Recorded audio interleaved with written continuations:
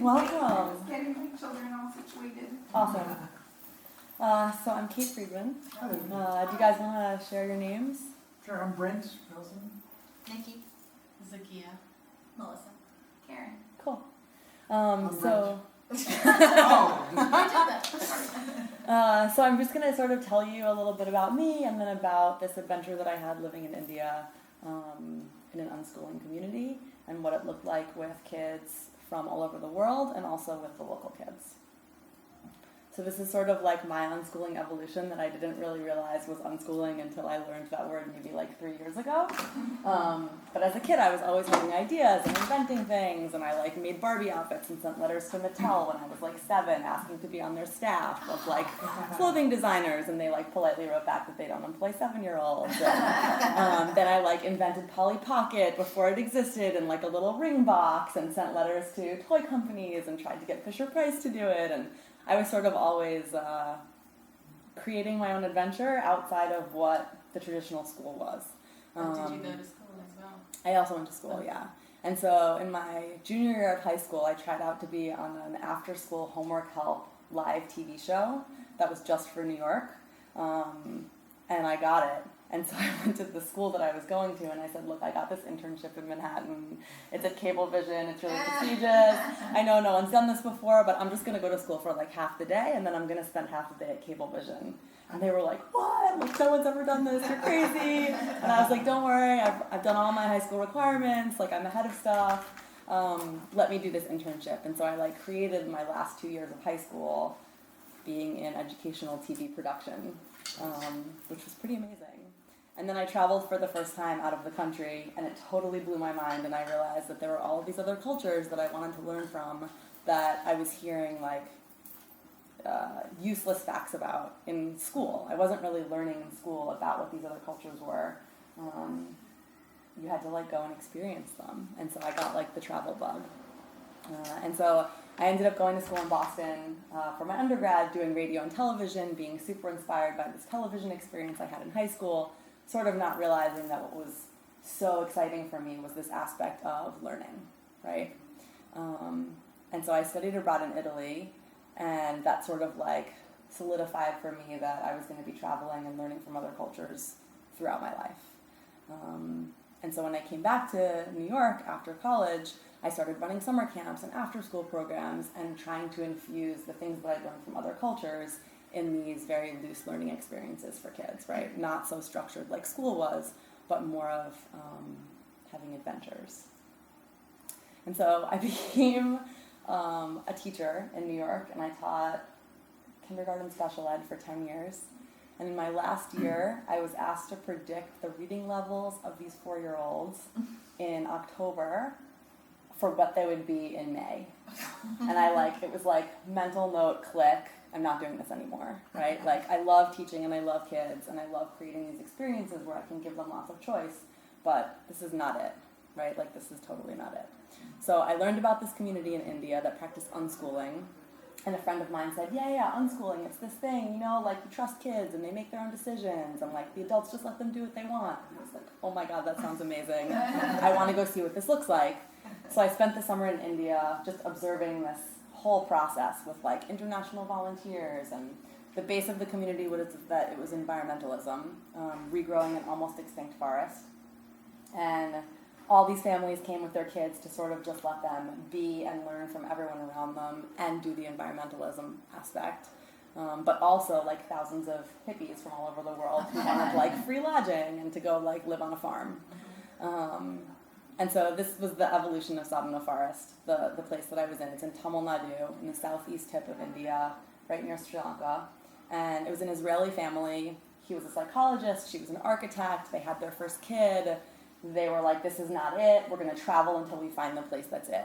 And they ended up in Oroville, this weird little like country within India, filled with expatriates who want to do good work for the world. And Oroville said to them, look, we'll give you this land if you promise to regrow the almost extinct forest. And they said, yeah, this is it. We're going to like invite all the families we know to come live here. We're going to raise our kids in the forest together and do this like great thing for the earth. Well, like no families showed up. This is 13 years ago. But all these hippies showed up. And so they ended up with this like really strange mix of volunteers from all over the world that wanted to work for free, and occasionally people coming with kids and being like, wow, this is the most amazing thing ever. My kids have their own community and they're learning from people who speak all different languages and have had experiences all over the world. And we're all doing these different jobs that make the community run, like starting fires in the kitchen to cook food for 100 people, or chopping the firewood, or getting the baby trees ready to get planted into the forest, and stirring the compost poo so that it could sit and then go back into the soil. And it was all of this really meaningful work. And so they decided to stay in line with South Indian culture and build traditional structures. And this was the community in the beginning. There were no trees. It was very barren, very dry land. And they decided that the central point of this community would be one giant hut, and that would be the meeting space. And so that's where we had all the meals, and that's where if you wanted to host a workshop, you would host a workshop there. That's where like big events happened, watching a movie together, having like a no talent show that we had weekly where anyone could perform and there was no judgment. It was also the only place with electricity and the only place with Wi-Fi. And so on 70 acres of land, this was the communal meeting point. But everywhere else, like there were no screens, no phones, no lights, and the community was solar powered. And what drew me to the community were the community values, because a lot of them were my values. And so the whole community was vegan, they practiced gift economy, there was a no cash, everyone sort of did services for each other, for the community. This idea of non-competition, which has sort of come up in all the talks that I've heard, of this idea that like when you take away those pressures that exist in regular school of getting good grades or going to the next class or only being with people who are the same age as you, and so you have no concept of what other people at other stages of their life are doing, taking away all of that and having this non-competitive environment opens up everything. And coming from as a teacher and that background, it was just mind-blowing to see all of the different kinds of collaboration that happened in just regular personal living, but also in like, how do we get this task done for the community? Because you had all these different people and no categorization, right? Like we were all just people there together. It was also a totally substance-free community, which was because you get hippies who travel through India and want to be high all the time, and we needed to have some kind of structure that was safe for everyone. And the last of these values was human unity, right? This idea that like everyone is valued, everyone, whatever you bring to the table is going to be another piece to add to this. And no one's shut out, no one's asked to leave. And so this is like a typical mealtime of just everyone sort of sitting together and hanging out and talking and learning from each other. And I was like, oh my God, this is the greatest thing ever. I'm going to quit my job and live here. And so I went to the founders and I said, you don't have a director right now. If I come back in a year and promise to stay for a year, can I be the director? And they said, yes. And so that's sort of how I ended up there for an extended period of time. Just a little bit about the environmentalism of the project. The whole concept of the project is based in unschooling, that like there is no right or perfect way to do something. And so there was all of this experimentation with planting above ground, the way that like seeds would be deposited from an animal and land and get covered in dry organic matter. And then this idea of like, if we add like a cotton rope to the bottom of a bottle and plant that next to the tree in 110-degree weather for 90% of the year, where if you were to water something above ground, it would evaporate before it reached the roots. Here's a way that we're experimenting with how can we keep these trees alive by being able to deliver water directly to the taproot. And so like the whole community was about this concept of trying things out and learning from each other, and there not being just one way to do anything. And that really spoke to me. And so other ways that we were sort of like always experimenting was with bunds and swales, and so like changing the contour of the land and then going out when it was raining to see where the water was pooling and where it was absorbing, and really thinking about like what can we do to impact the earth in a positive way. So contouring the land. Contouring the land, yeah. And so it was totally solar power run, and in the monsoon season we had bike generators, and so that was like enough power if you biked all day to get some lights. Not enough for Wi-Fi, but enough for lights. And we used compost toilets where we separated pee and poo and used the pee in the gardens and let it turn into a ammonia to use as cleaning agents, and the poo we mixed with sawdust, and that all went back into the forest. And so there was always this idea of like thinking about resources and resource management. And we also composted our food waste. And so there was a goal in the community to be a zero waste community, which also really spoke to all of the kids, right? And then thinking about like, where does something go when you flush it down the toilet at home versus like, here, I know it's in this bucket and it's going to sit for 6 months and then it's going to go and it's going to feed all the nutrients. There was also, we had a lot of talk about water conservation.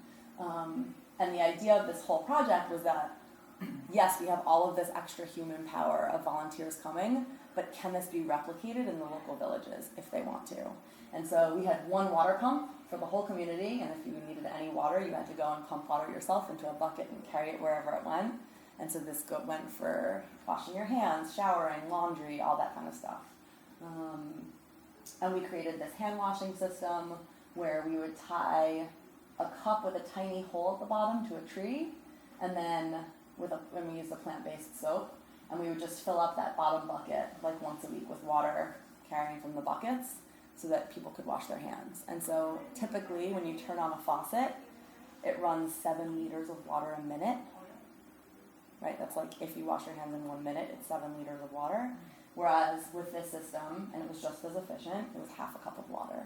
And so there was also this idea, especially in thinking about places close to the equator that are struggling with drought, like what are we going to do with the resources we have and how can we use them in an efficient way? Also, all of that water would drain into a permaculture sponge, and so it would feed banana trees. And so even if you used more water than you needed, going back into the earth, it was still being really helpful. And we washed our dishes with coconut husks, the like scraggly brown part of a coconut. You can rip it off and use it as a sponge, and that also can be biodegraded. And we use the ash from our stoves from cooking as soap. Ash is the oldest soap in the world. And so there was really no need to even think about money and an exchange of goods because we were able to use what we had to meet all of our needs. So this is a little like montage that I made. This was 12 years ago. The next photo is 6 years later. And then last Thanksgiving, when I left, I took this one. They're all from the top of this water tank that we have that pumps up from the well. And so it's about the same vantage point. And so it was exciting to be able to share that and to be able to say, like, we've kind of, through this idea of unschooling, we're figuring all of this out on our own and looking for what other people are doing and trying it out, and then teaching this to anyone who comes through as, if you're in a place with really dry soil and you want things to grow, here's what we've done, feel free to try it out. So as the project director, this was my hut. Everyone who lived there for a year or more had their own hut, sort of out in the forest, far away from everyone else. But there were dorms of giant huts with just like mosquito nets and mattresses lined up where short-term volunteers would stay. And several of these huts were also family huts. So for people who had really little kids, they were closer to the ground with shorter ladders. There were a couple secret water taps that no one was allowed to know about for people who had infants or kids younger than 3 and like just needed a water access and weren't going to, in the middle of the night, go pump water in the kitchen. But for the most part, everyone just pumped water in the kitchen. And so this is the upstairs of my hut. I had a mattress on the floor with a mosquito net and a hammock and a couple chairs in case people came over. And I would give tours to teach people about this kind of way of living and about unschooling once a week. And it was about 100 people a week that I would talk to. And this particular one is another aspect of unschooling because the termites would eat our roofs because it was a dry organic material that they could easily climb into. And so this roof in the bottom right is recycled Tetra Paks. So those boxes that you get soy milk in or like coconut water, you can heat and press them with a little resin and turn them into construction materials. And so we built a whole roof out of that. Part of along the lines of always continuing to experiment and explore. So education in India only became mandatory 6 years ago. So about 2/3 of the kids go to school, but even that is a rough estimate because the villages are so far apart and there's not really electricity everywhere, and so there's really no way to know exactly how many kids are going to school. And typically, the schools have no bathrooms, and so when girls start menstruating, they stop going to school. This is also true in Africa, because there's no facilities and because there's no products. Nobody can afford to use products, so you stay home. So typically what I found that was really fascinating in India is that math was learned by the girls through whoever the oldest woman in their family was, because they would make these symbols, they're called columns, outside of their doorstep every morning with a rice flour. And so it was an offering to the insects and creatures, but also the symbol that you're part of a community and you're like celebrating your family. And so through these symbols where you like bend down and turn your body into a pendulum, the girls were learning geometry and proportion and angles and size and shape and all of these like things they would have typically learned in school. And this was really fascinating for me in terms of like a whole nother way of thinking about unschooling, right? So we had a program in the community called Children's Land, which was where kids from local villages could come and get the experience of unschooling for 2 hours.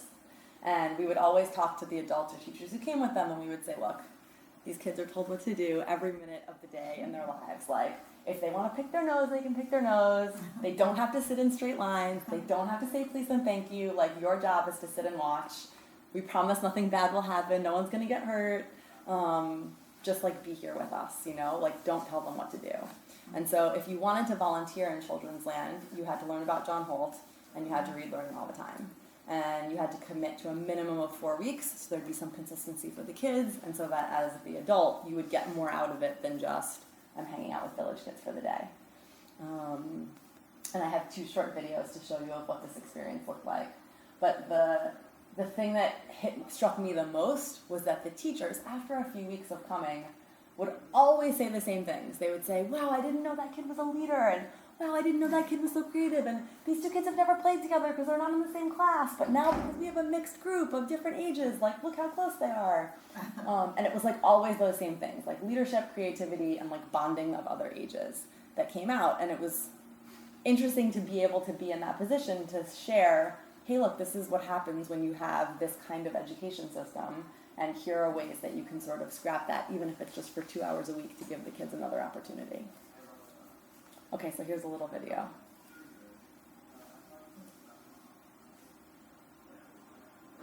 So the Children's Land space was a mimic of the larger community, just in a smaller space. So the kids were exposed to any of the things that we would typically have been doing.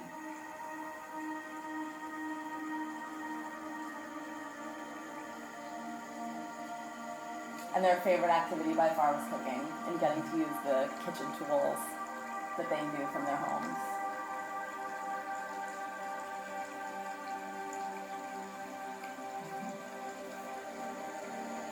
This was an older group of boys that was really intent on making like a covering, a shade covering for the water container, so they wouldn't have to go to the other side where the kitchen was when they were thirsty, and they spent weeks building this teepee thing.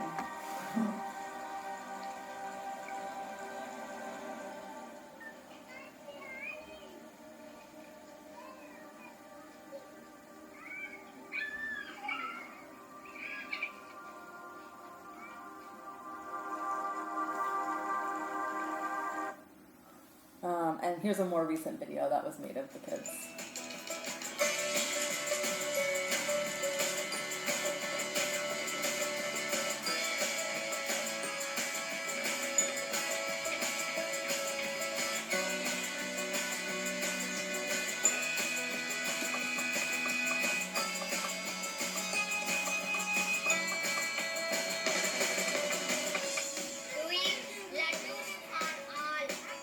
They wanted to make dessert, like, every single time. That was, like, their thing. Can we make dessert again?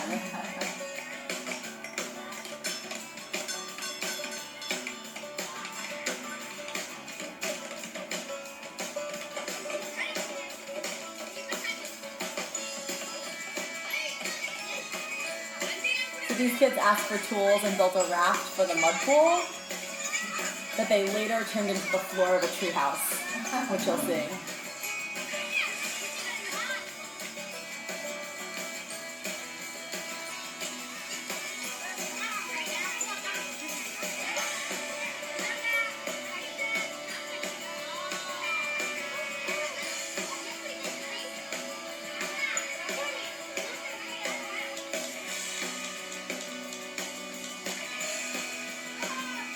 There's the treehouse.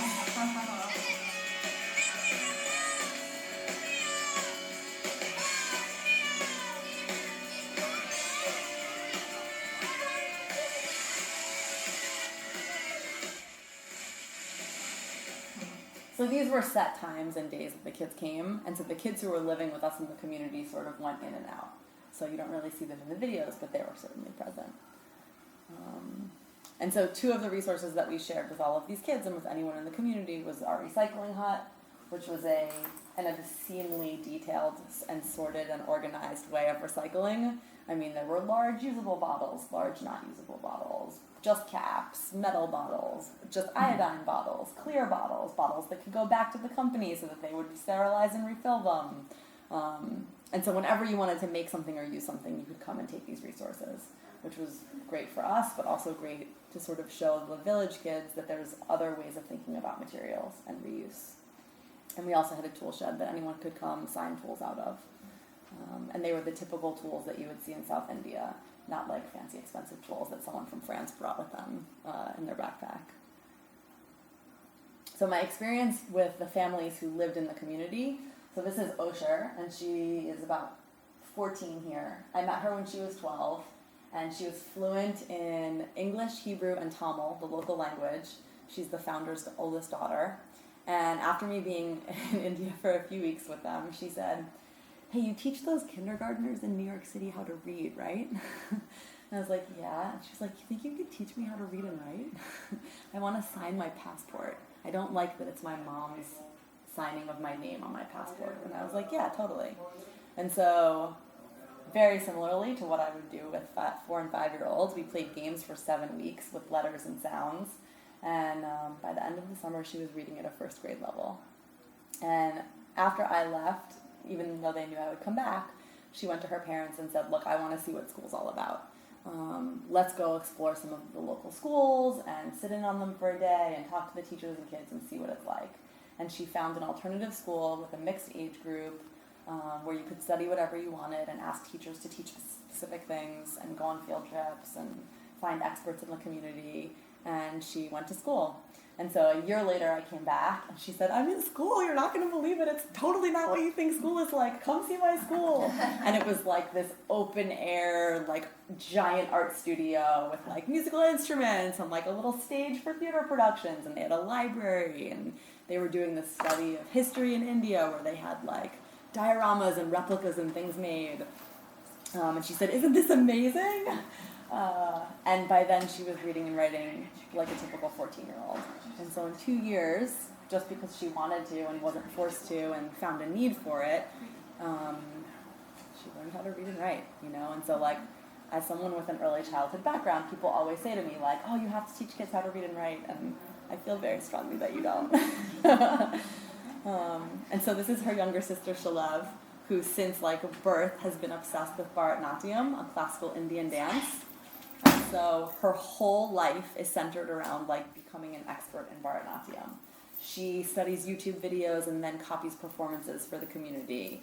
Sometimes she makes up her own dances based on the movements she's learned. She studies with an elder in a local village. She studies with young girls who've been doing this their whole life in a different village. She takes yoga and dance lessons in the next town. And she's like super proud about this, and every week wants to do a performance for the whole community. And a lot of times when I talk about her and I get very excited because I think it's just the coolest thing ever, people are like, "But wait a minute, that's all she's doing." And I love being able to explain that she's learning how to learn, right? And this is life. Like, you find a passion and you dive into it and you find experts and you study it and you find people with different perspectives on it who can show you what they think, that will help you form your own opinion. And now whenever she needs to learn something, she has that pathway. Like, she knows what to do. And that's really the essence of learning, right? And that's like not what you get out of being in a traditional school. And so I think that she's such an amazing and powerful example of the value of unschooling, you know? So these are kids whose mom would community hop and sort of leave them there for months at a time. And so they were incredibly independent kids. This is not a typical version of unschooling. It's just kids that I got to know really well. And they were very, very involved in learning and doing whatever the grown-ups were doing. And they saw that as like, we are learning important skills, we are part of the community, we are not just kids.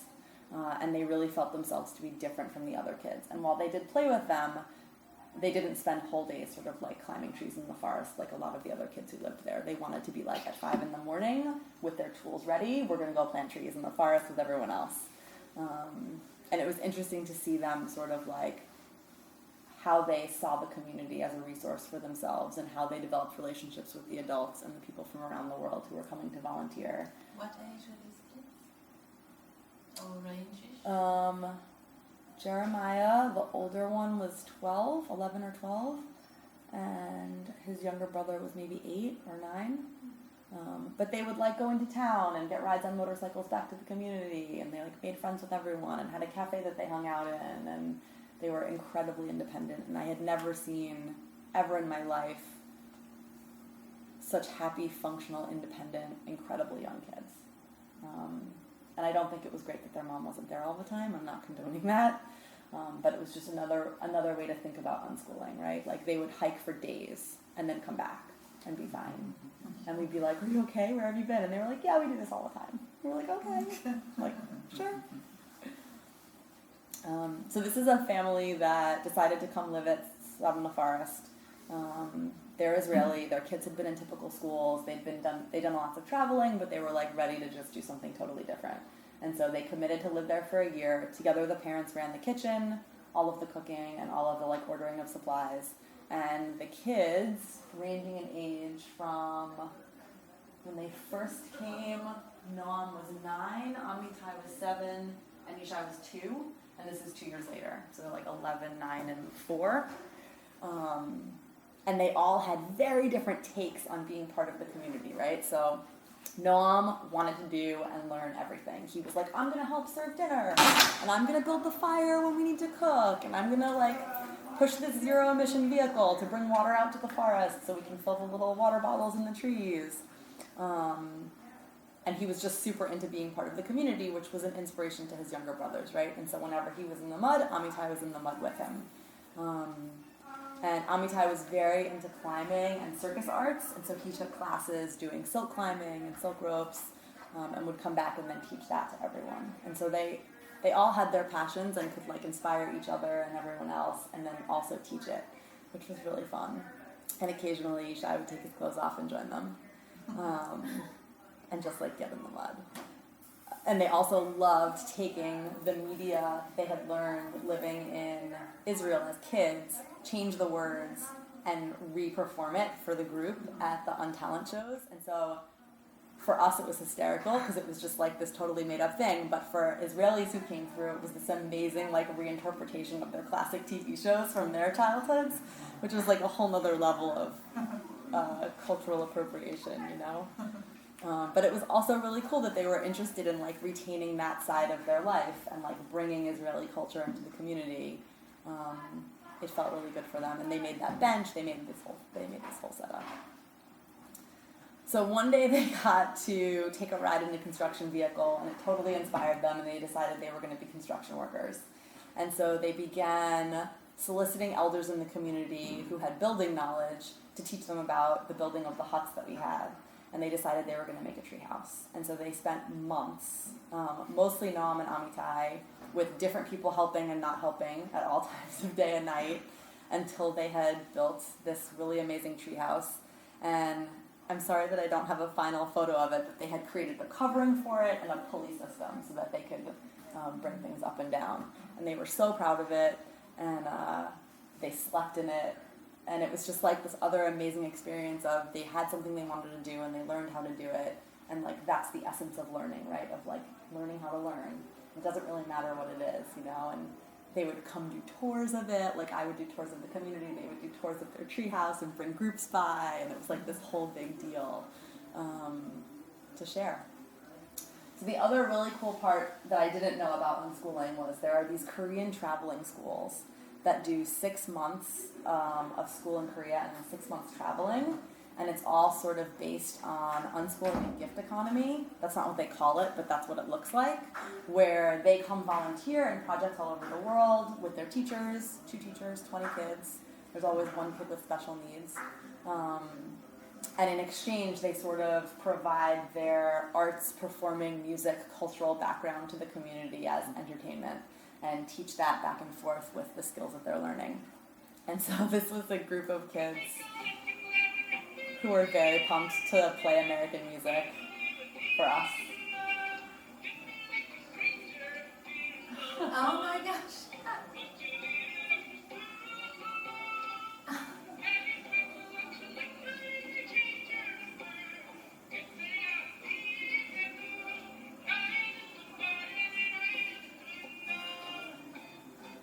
And so the schools do something different every year, but when you're 14, you spend 6 months in developing countries volunteering on projects, environmental projects.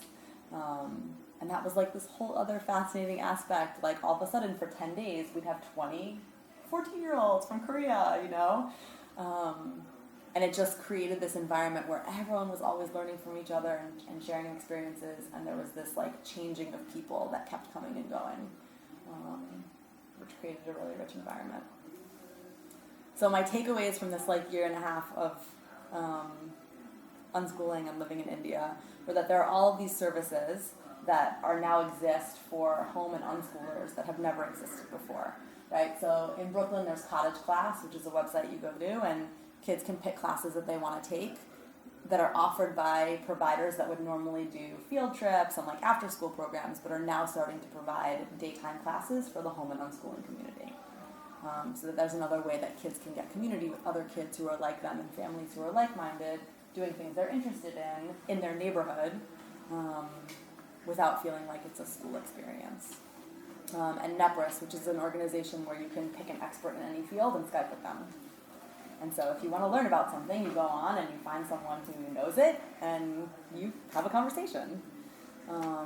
Or New School, which is a company that's trying to transform what kinds of curriculum look like by using current events and pop culture to teach life skills. Skillshare and all of the other online learning classes you can take. Brooklyn Apple Academy is another in Brooklyn organization that's just for the home and unschooling community, where different days of the week are different subjects, and you can choose to go every Monday and do maker stuff, or every Wednesday and do coding. And it's affordable, right? So that if you wanted to like spend a day at like some kind of organized learning community, you could. Jam is another offering services to homeschoolers during the day. And of course, you know, Khan Academy. Everyone knows Khan Academy. Yeah? Anyway, I'm just typing slow. Yeah. Thank you. These are just like some of my favorites. Yeah. There's way more, you know? And that was jam. Yeah. Jam has evolved into kids make videos of themselves when they feel like they've mastered something to teach other kids. And so you can watch videos of kids teaching stuff, or just sharing what they've like learned and explored or made or figured out.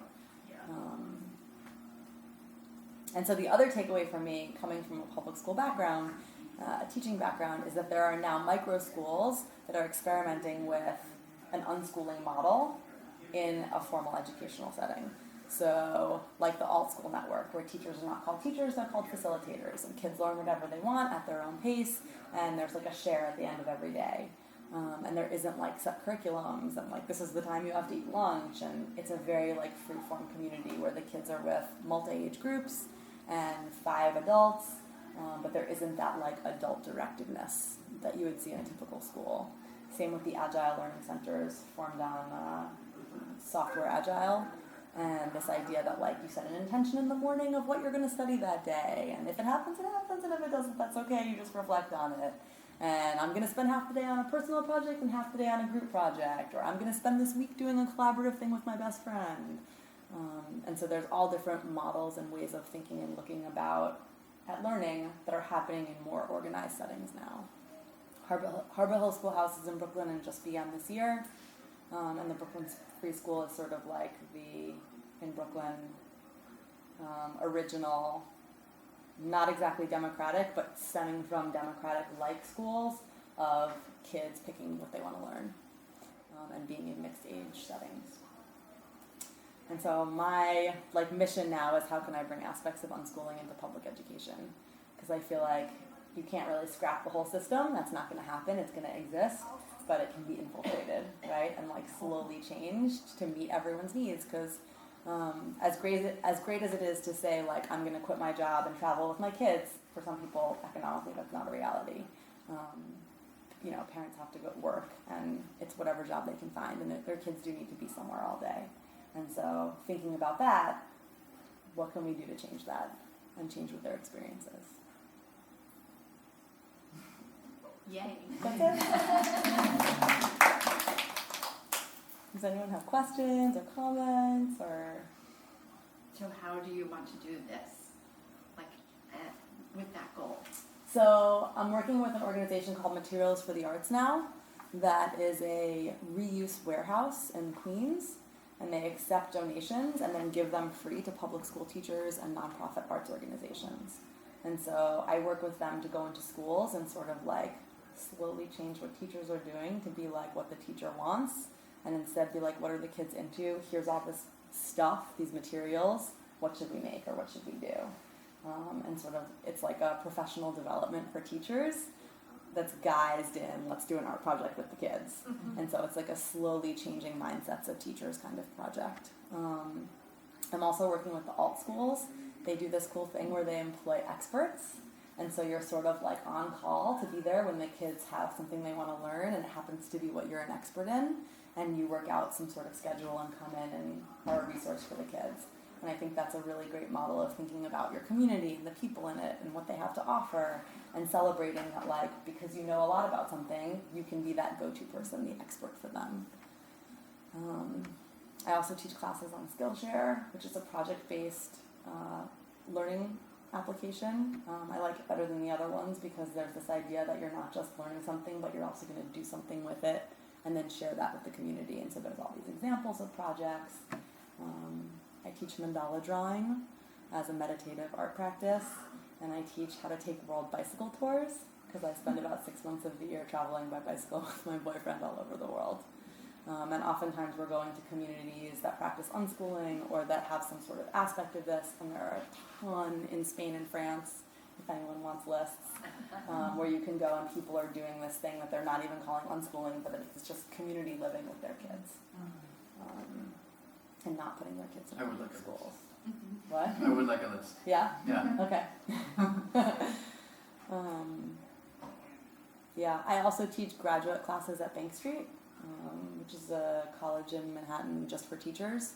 And I teach about how to create choice and how to sort of scrap your curriculum and how to think about all different needs and abilities, and not sort of do things just because a kid has a diagnosis of a special need, but how to look at your whole class and think about what everyone's needs are.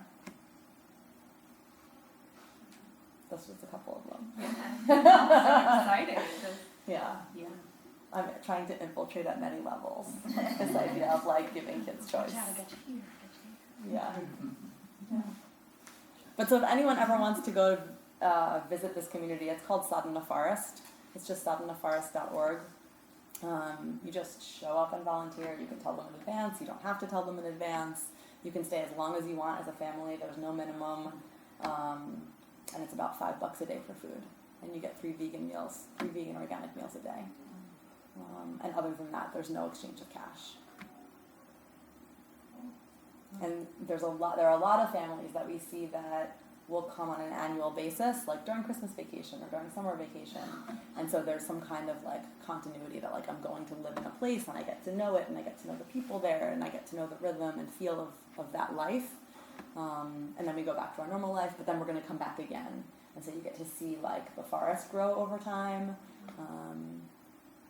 And I think that's another cool way of thinking about traveling and volunteering and sort of visiting a place many times over many years and staying for short chunks, because then you sort of begin to feel like a local, and it's not the same as tourists traveling and being in cities and visiting landmarks, but it's more of this is a whole other way that people live and experiencing that culture. You did say there's no Wi-Fi there though, right? Only in the main hut. In the main hut. Okay. Yeah, and it's really good. We have our own tower. Okay, We're the cool. only place in India that doesn't get power outages. Oh. There's no power grid, so there's like 5 or 6 power outages a day wherever you are in India. But because we're solar powered and only limit electricity and Wi-Fi to one location, we always have it, even in monsoon. It was like our, crowning achievement for the Western visitors. The draw. Yeah. We promise you can call home.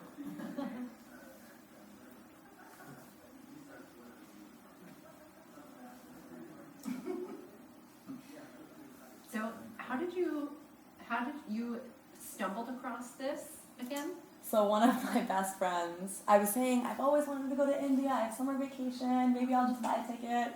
And one of my best friends said, oh, you're not going to believe this. My kid's babysitter's boyfriend founded a community in Haiti, and I think they have one in India. And I was like, what? And she gave me the website, and I literally booked my flight after spending 10 minutes on the South in the Forest website, and then was like, oh shit, I have to get a visa. I was like, I probably should have done that before getting a flight. And I went and just spent the summer there, and because they were vegan, and they practiced gift economy, and there was this compelling idea to learn more about unschooling. It just sort of seemed like I was destined to be there. And I went for 3 weeks, I extended for 7 weeks, then I said, I'm coming back next year and I'm gonna live here. And they were like, yeah, that sounds great. We need a director. You have all those kindergarten teacher management skills. Come be our director for a year. And it just sort of magically happened. But there are also communities in Kenya and Haiti just like this, run by the same family. They're not filled with as many volunteers because they're not places that volunteers and tourists generally go. And they don't have families who live there, but they're still guided by the principles of unschooling. Are they also called South in the Forest? Yep. South in the Forest India, South in the Forest Haiti, and South in the Forest Kenya. And Haiti and Kenya were started after crises where food supplies were diminished, and so there it's creating food forests, and not all centrally located, but at your house. Oh, you want to provide food for your family? Here's a tree. We're going to teach you how to take care of it. In 5 years, you won't have to worry about food. What percentage of the people in these communities are expats versus locals? That's a great question. So India right now is experiencing this amazing middle class that they've never known before. And so there are all of these young people in their 20s and 30s who for the first time ever were faced with this, I don't have to stay in my village and do what everyone does and support my family. I can go travel, I can go to college, I can go and do whatever I want. And so I was there over the course of 3 years, and every year there were more and more Indians, not just local Indians, but from all over India, who were looking for these experiences, and families who were like, hey, maybe we'll spend a month here once a year, or maybe we'll send our kids to your kids programs. And we were like, no, you have to come too. It's not a drop off your kid thing. This is a family investment, And so when I first got there in 2013, there were a couple Indians on the long-term team who had committed to live there for a year. And by the time I left, it was all Indians.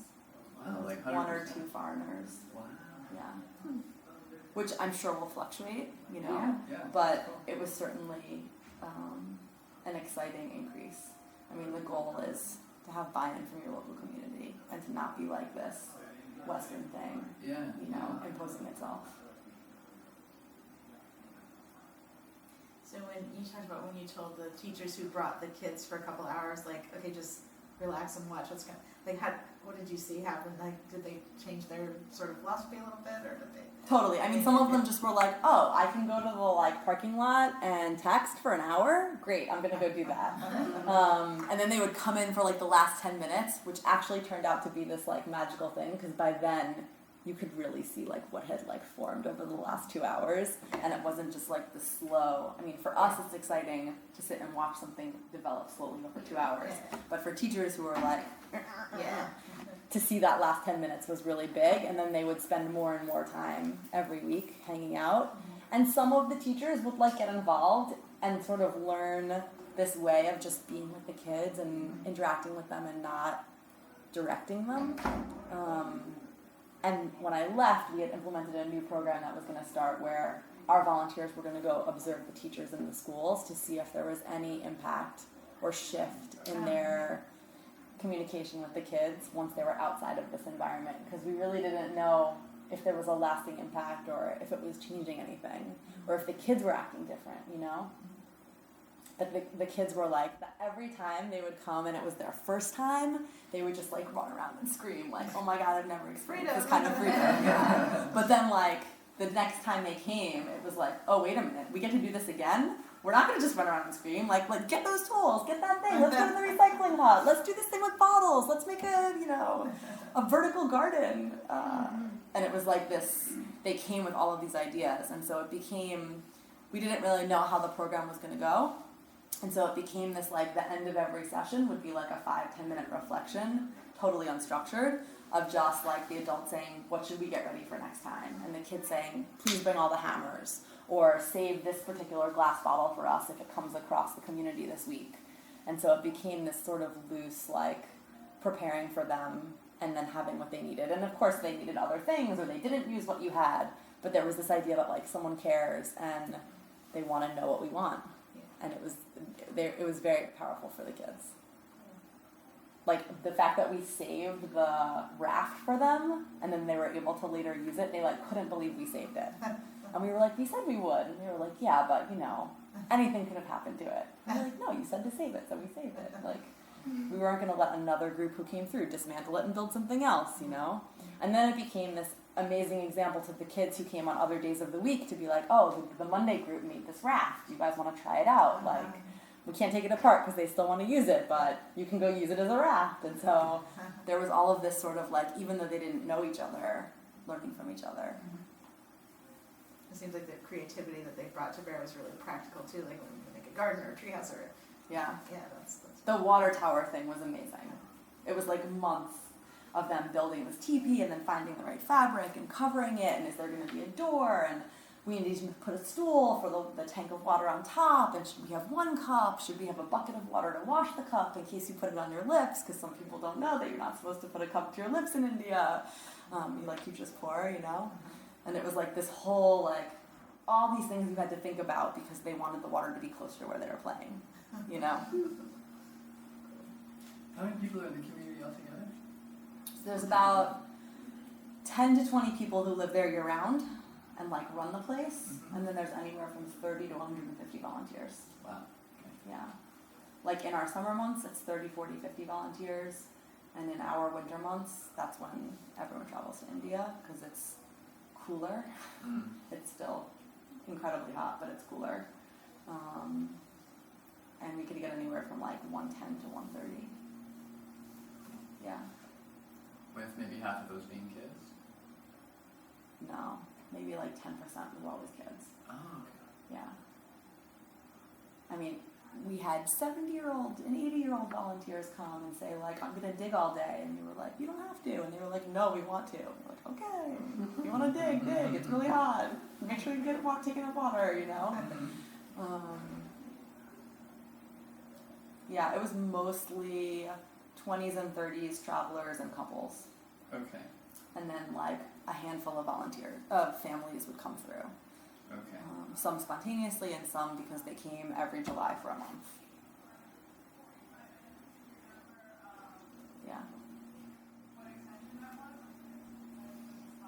And so the Israeli family, with the 3 boys, went back to Israel, and they're doing community living there. They're not on a kibbutz, but they're on something similar, where they've decided they're not going to put the kids back in school.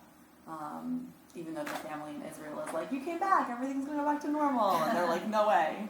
We had this great learning experience, we've been traveling, the kids are part of whatever community we live in, and that's what we're going to do.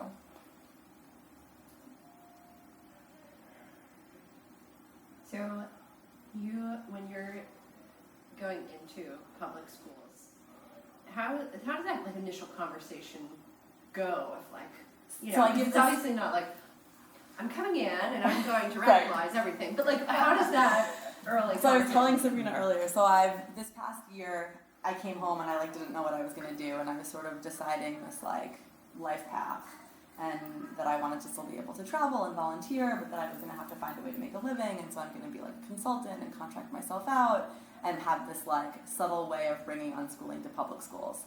So I began by calling everyone I knew and saying, I just got back from this amazing trip in India, I know so much about the environment and sustainability, let me come teach your class about it.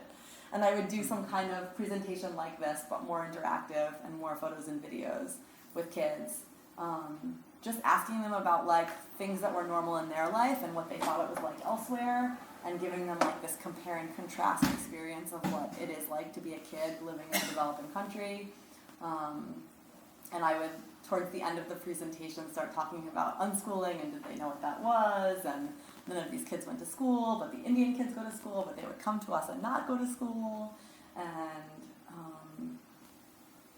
it was overwhelming positive feedback, and the feedback I got the most was that it was like an engaging, interactive presentation, and that was kind of what mattered. And so what I thought, this idea of like going in and teaching about sustainability and the environment and like weaseling and unschooling, that was going to be like the standout moment for everyone. It was more that like they didn't have to do anything for an hour and I entertained their class. Right? And then I was like really good at entertaining their class for an hour. That was like a big deal. And so that was like word of mouth, and I was just invited to like teach classes about my experience. And for me it was this like I get to like totally blow their minds open with ideas that they've never thought about in terms of schooling and living and composting and compost toilets. But for the teachers it was a free hour. You know, we're going to have a showing of School in the World. Have I you know, seen it? yeah. Have you seen it? Yeah. Okay, because I was wondering what your take was on it now that you've been, you know, like India and abroad, you know, and seen, you know, kind of some of the populations they're talking about. Yeah, I mean, so like, it was only 2 years ago that corporal punishment became illegal in India, and it's still not enforced. In And, schools. yeah, in schools. And so like, in the schools, the kids are hit, they're being forced to learn 3 languages at age 4, that like, it's totally irrelevant to their lives. You know, there are 70, 80 kids in a classroom with no resources and materials, they're barefoot, they're on the floor, there's no writing utensils, there's no drawing, there's no blocks, like, it's a whole different schooling experience.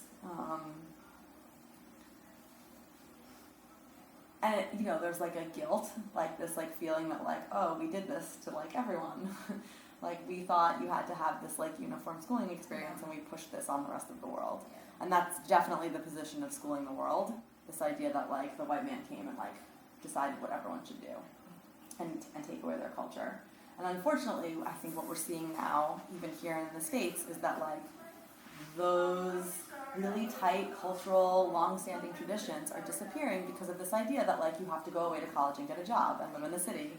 And you know, this is why we have like 15th century villas in Spain that you can buy for $1,000 because the families who farmed them, their kids went off and lived in the cities, and there's no one to carry on these traditions, you know? And so, you know, it's easy to sort of like understand and say like, I see why there should be uniform schooling and why it's important that everyone read and write, and but like at the expense of what? You Yeah, know? there are other ways to learn those things Right. than separate them. And it's not so obvious to like large society yet that like we're losing all of these cultures. Yeah. Like they're just gone, you know? Yeah, there's like something being passed around that kids in modern society can point out 10 brands, but they don't know 10 plants in their own community. Yeah. Yeah. And like my kids like to, I was saying earlier, they like to forage, and you know, we live in a suburban community, but it's got a big nature preserve, and they just love to go and find those things, and their friends are like, how do you know what this is? How do you not know what this is? Like, this is sad that you don't know what this is. And, you know, they're kind of looking down on them for not going to school, but who knows what's relevant and what's real knowledge that you should know, you know. Just kinda In the interesting. last talk, there was a man who was saying that this kind of like unschooling thing that we're talking about in gaming now is actually what existed for most of history. Yes. And this idea of like standardized public education is a blip in what's already happened. It's a very And short it experiment. feels like we have to go so far away to get back to that original, like living in nature and having a community that you rely on. And this idea of like agriculture and private property and owning people and owning land has like really divided us all and destroyed the idea of community and created this need for like, I have to have a place for my kid to go because I have a job and I don't have neighbors or I don't have like my mom next door. Yeah. That originally was part of, you know, village life. It hasn't been that long, like people hold on to school like it's this big tradition and Yeah. it hasn't been that long, really. It's a short experiment Yeah. in our history. People think of it as like this institution that's always been there. But I That's what think they're it, taught. Yeah, that is true. right, but this is the way it's always That's been. always been, that's always But been. if you wanted to, you could just quit your job and go move to Southern Forest Yeah. and live there the rest of your life. Right? I mean, anyone can do that. Yeah. But, and I think that that's a very extreme example. Sure. But I feel like that's, many families are making this choice. Like there's articles in the New York Times now about like families who work from home and they're writers and their kids play in the woods all day with knives and like it's okay, no one's getting hurt. And the more that sort of infiltrates mainstream media and like we're normal, we have exciting normal lives. Our kids are fine, they can socialize. The more it'll feel like a real opportunity for people who have never thought about it before. Yeah, I was having that conversation with someone last night about that unschooling still gets portrayed in mainstream media like, here's a family in New Hampshire and here's what they do. And they'll edit it to make it look stupid. Yep. Because you figure they're sponsored by so many mainstream companies that sponsor schools and whatever. It's all tied in. So why would they let them show that it's a viable option? They're going to kind of make fun of them. And you kind of see that. I mean, there are exceptions, but what I'm seeing is world schooling is getting the, oh wow, they travel, and it's like a little bit more accepted than Yeah. homeschooling. So I'm thinking, all right, world schooling can take on it. And then it's like, well, they don't have a curriculum, but they're still learning, so maybe that'll help the, momentum. Yeah. Kind of. Well, and we're humans learn through stories, right? Like we pass on our culture through stories and narrative. And blogs are the way that everyone is now on Instagram That's drawn to true. like, oh my God, look at this family, look what they're doing, Yeah, this is that's true. amazing. Like, and we're such a visual culture that like, And it's like the keeping up with the Joneses, maybe keeping up with the Joneses will be the, world schooling. Maybe that'll be the new cool thing to do. And don't make the kids ruined by curriculum, let them explore, So. there's also all of this now with, people going against testing, this like bringing Yeah. Pearson into the light as this like, awful corporation. Yeah. And just how unnecessary that part of our culture that we've put so much weight into is, Like, Yeah, you wonder how much longer all this will last. did any of you guys see the Steve Harvey episode recently about unschooling? Yes. Because that was interesting, because it wasn't edited, right? Like you were seeing Yeah, it one live. of exceptions. But it was a panel, right? So it was Steve Harvey, who's decided to homeschool his kids because he is a millionaire and wants to be with his kids all the time. So he has like tours and travel with them. It's not really homeschooling. But he had 4 homeschooling parents, all super bright, like interesting, amazing people. And then 4 totally,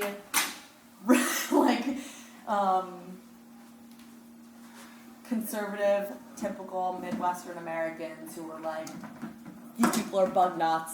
And would just like have nothing valuable to say but interrupt the homeschoolers and be like, you people are crazy, and like just like scream things randomly. And it was really fascinating because the audience was totally in support of these people who were just jeering and not really listening to the 4 people up there who were like, let me tell you about my life. Like, I know it's different, but just like listen for a minute. Yeah, it was. I felt very bad for them. It's so fear-based. But it was- they're scared. it was so They're scared. fear-based. It's different, scary. Yeah. Just like yelling. But it was just, for me, it was just fascinating as a cultural experiment to see that like hundreds of people watching this like couldn't even listen. They couldn't even stop and say like, I'm just gonna forget about what I know and like for 5 minutes hear what this person is saying, even though I think it's crazy. Yeah. They had to like verbally attack them over and over, interrupting them. I was like, what are you doing? Just listen. You don't have to agree. Just listen. Yeah, that can be hard. I mean, even in real life, that can be hard trying to have conversations when you're, now most of my circle is all like-minded, but I have a lot of friends from growing up who have not chosen the same path. And, when we get together, I'm always like, for sure, education's gonna come up. That's like, it Yeah. seems like that's the go-to for your kid. How old is your kid? Oh, your kid's in this grade. Yeah. And then, of course, then I'm like, What do they know? should I They do? know their teacher. But- Blah, blah, blah. Yeah, and so I'm always like, should we? But it's always, just kind of sensitive. Like, because I want to be heard. So I'm like, what's the best way to be heard? Because it's not that I want to be right. I feel confident in what we're doing. Is I just want to be able to just have a thoughtful conversation where, but I find that a lot of people it's sensitive because it's almost like, well, is that a personal thing? Like, Right. They feel judged. Yeah. They Yeah. think if you, as soon What am I as you doing say wrong? my child isn't in school, they hear, oh, you think I'm a bad mom because my child is in school, Yeah. which I don't give up what you do. Send your kid wherever. My kids aren't doing that. That has nothing to do with you. But I've had so many people that'll be like, oh, what school, blah, blah, blah. Oh, my kid's not going to school. Oh, well, my school's really good. Yeah, Great. I guess so. Go you. I don't care. But it is, they feel like you're saying they're bad. I wonder if that's like some intuition That's where they most of sort them of are wrong. realize the problems with it. Right? They Yeah. can't really, they feel like they can't do anything about it. So they're like, exactly. Yeah, feeling kind of. Powerless. Yeah, really. So, and it's funny, a lot of the people I know are also teachers, and my husband is a former teacher too, and so it's like they also see it firsthand. So sometimes I'll just ask questions like, why do, what does it actually look like in your kindergarten classroom? And they'll like, it's horrible. And, so they are admitting it, but then, just Yeah. getting to the, seeing that there are other but there's no other way to do options. it. That's how we do it. Right, exactly. It's just like, that's the world we're in. I wish it was different, but, kind of thing. Yeah. Yeah. And our local unschooling and homeschooling communities have a lot of moms that are former teachers that, It's once they had amazing. kids were like, That says yeah, I don't something. want my kid going through this. And Where are you? New Hampshire, but there are, southern New Hampshire, I know of a lot of, at least in our little local unschooling group, that the moms were teachers and had kids and were like, nope. That's Yeah. the same for us too. Mhm. So, do you guys get it's like way off topic, I do apologize, but do you get the whole it's very elitist argument? What, that you're unschooling? Yeah. Oh, that you have to be rich to be able to do it? Yeah. Or, I do. Do you? Because we world school, we travel. Yeah. Like, well, you must be a millionaire to take your kids around the world like that. yeah. Mm. Because I get, we travel, right? Nobody says anything. We often meeting friends in a restaurant, which, in South Africa is pretty elitist because 1 in 4 go to bed hungry. But there's no issue. And then unschooling, I said, well, that it's so elitist. And I'm like, well, I drove in my elitist 4x4 with the aircon on while it's scorching and other people are using public transport. And we're sitting in this elitist space. Like, why do you pick? And then I think, okay, maybe it's a compliment because that's all you came up with. So only in this elitist restaurant you're sitting in, Right, sure, that it's like, oh, that's so dreamy. If only everyone else could do Yeah. it, right? People say stuff like to my husband, like, oh, well, we couldn't do that, my wife works. And he's like, Right. well, so does mine. Mhm. We Yeah. just have set up our schedule so that, Yeah. he's home when I'm at work or I'm Yeah. but I think people, but I don't know. I don't know that I'd say that they say it's elitist, but they definitely use it as a reason why, well, we couldn't do that because we both work. Well, so do we. If it's choice you make, then you set your schedule up or whatever, but it's definitely a conversation I hear, but I don't know what the background is from the other side. There's also a lot of my friends have little kids and have made this move to the suburbs and bought big houses, and their houses are filled with stuff. And when they say to me, how can you do this? How are you traveling 6 months a year and you're not broke and you're working remotely on the internet? Giant house And I'm full of like, stuff. I have 6 boxes of stuff Right. to my name, and most of it's clothing and some of it's photos because I grew up in the pre-digital age, and that's it. And it's interesting so I have friends who live in Brooklyn in a tiny apartment, and they've decided they're not going to buy toys, and so they're part of this service that every month will send them toys, and they can choose to buy them and keep them and buy them, or send them back and get new toys. And so their kids are still getting all different kinds of stuff, and there's this idea that you can share even with people you don't know. But there's also they're not building in this idea of like you have to accumulate, you know? And I feel like that's sort of, we accumulate and like that's a whole shit ton of money that you could be using to do other stuff, you know? And no one ever thinks of it that way. They just think like you have to have all this stuff. But with gift economy and sharing economy and time banks, there's all these other ways to get things. So I bicycle travel all over the world, and there's a network called Warm Showers that's just for cyclists, and you put each other up all over the world.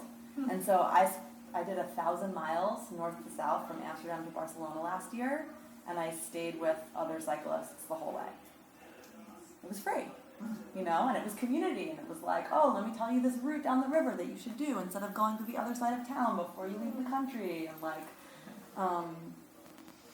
there are tons of peer-to-peer networks set up all over that you can utilize that don't require you having stuff or money, you know, and re-envisioning what experience you want to have to be around relationships and community and like-minded people who have similar interests.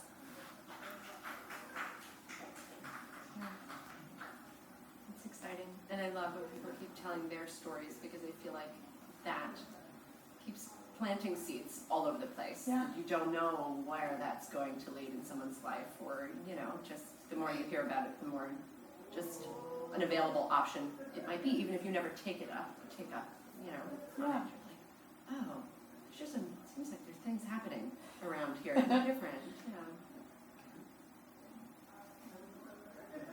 Thanks, everyone. Thank you.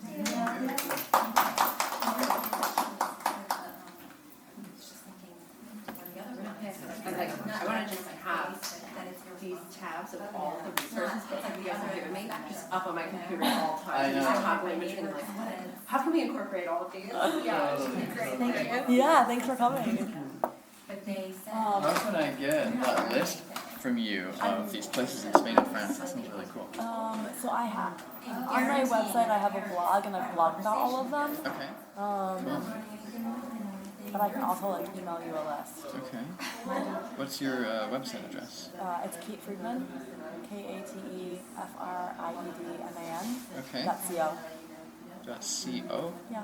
Okay. .com Columbia. mistaken. Yeah. Okay. .com mistaken. Yeah. Yeah. Okay. But I can like tell you now, like off the top of my head, what I think are like some of the cooler ones. Cool. Yeah. In Barcelona, Can Masteo. Can Masteo. With a C, probably. With a C, and it's after delete. Can. No. Delete up to the S. DEAU. Oh, Deo.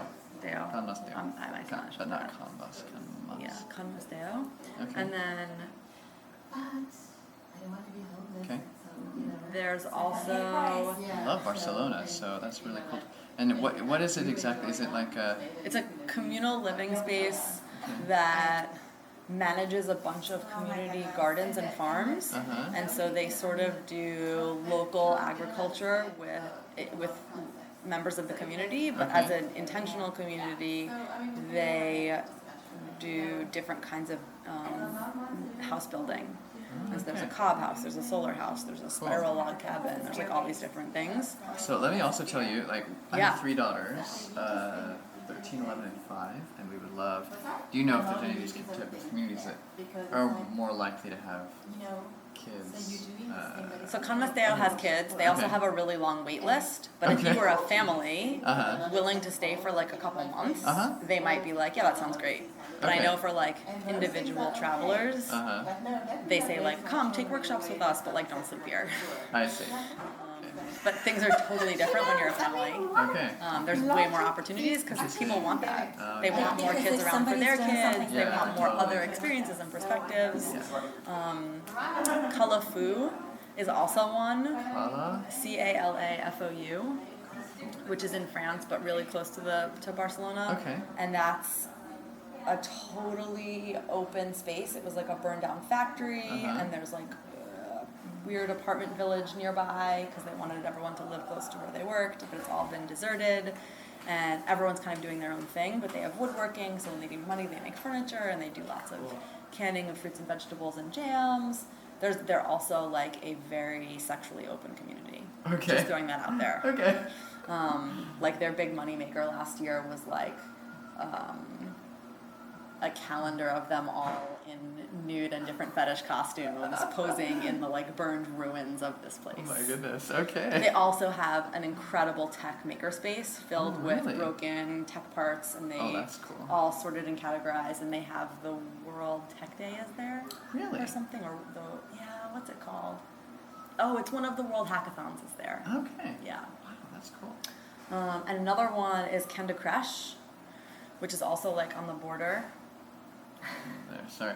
How do you spell that one? CANDECREIX. This way. Kenda Kresh. Candy Crush. It's instead Candy of an Crush. S, it's a C. Oh. It means house of degrowth. House And of degrowth. Yeah, and so their whole thing is like the way we think of like deschooling, like Yeah. kind of like washing yourself of whatever you've been indoctrinated in through society, and like reimagining what your needs are and how Okay. you live together. And that's like a really dope little community in the mountains, and they do Cool. all their own growing Wow. of food. I've never seen kids there, but I'm sure that if you wanted to, you could go live there with kids. Okay. And there are kids in the nearby, like you could walk to the village. Yeah. Um, Awesome. but that they're open to having kids. I wasn't there when they had kids. Okay. But those were some of the three like The highlights. the better of the Okay. communities I saw, where I was like, wow, this is amazing what they're doing. Yeah. You know, Awesome. like Candy Crush was given all these vineyards, Uh-huh. and so they maintain these vineyards all surrounding. Like they have to bike to them; they're kind of far, and they make their own wine and trade it with all of the other farms. Wow. And so like all of their olive oil comes from the next village, but they trade Uh-huh. wine for it. And so Yeah, like yeah. they're also like a no money community That's that so cool. meets their needs by what Yeah. they can make. You know? It's so cool that other communities doing this type of stuff. Yeah. It's really big in Europe. You can also squat in Europe and like no one cares. Oh, right. And there's all these like 15th century villas that are like up for grabs. Yeah. Yeah. Yeah. That's cool. Yeah. That's way cool. Awesome. Thank you. Yeah. Brandon, right? Yes. Yeah, it was great to meet you. You too. Kate. Yeah. Thanks, Kate. Yeah.